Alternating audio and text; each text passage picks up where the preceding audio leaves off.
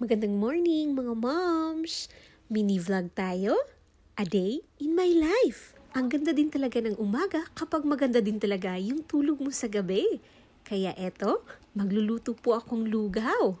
Sa mga ibang lugar nga po pala, minatamis na saging at kanin ang tawag dito na may sahog na sago. Kaya nung nakaraan, naisipan ko na lang talagang gawing lugaw ito dahil meron nga po akong saging tsaka sagong nabili. Inuna ko nga po pala itong bigas, hinugasan ko na siguro 2 o 3 beses lamang, tsaka pinakuluan ko nga dito sa kaldero.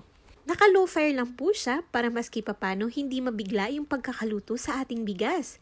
At eto na nga po yung saging na nabili ko, kinalahati ko lang siya, hindi ko siya inubos na sinahog doon sa aking lugaw. Inistim ko nga po pala yung iba neto, tsaka kinain ko na rin. Ang sarap ba naman? Isa din talaga kasi ito sa mga paborito kong kainin nung kabataan ko, mga moms. Kaya, tara, konting kwentuhan muna tayo habang hinihiwa ko itong saging. Gusto ko lang din i-share sa inyo, mga moms. Alam niyo po ba nung kabataan ko, tuwing maglulugaw yung nanay ko, isa iyon sa mga palatandaan na birthday ko? Opo, tuwing birthday ko po kasi ito yung niluluto sa akin. At kung hindi man, naglulugaw dahil meron akong lagnat o di kaya'y sakit. Kaya itong lugaw talaga ay isa sa mga significant food ko nung kabataan ko. Hindi nga po talaga ako nakaranas na magkaroon ng birthday na merong handang spaghetti, bihon, o di kaya mga pa-cake. Lugaw lang ay ayos na! At ayun nga po, nung medyo tumanda-tanda na ako, napaisip ako, bakit kaya tuwing birthday ko, laging lugaw yung handa ko? At nasagot ko na rin yung tanong na yon dahil wala nga po kaming panghanda. At habang tumatanda nga po ako, marami akong nare-realize at pinagpapasalamat dahil alam mo yung kung dati, lugaw lang talaga yung hinahanda tuwing may kaarawan ako. Ngayon kahit ordinaryong araw, kaya ko na siyang lutuin at ihain sa aking pamilya.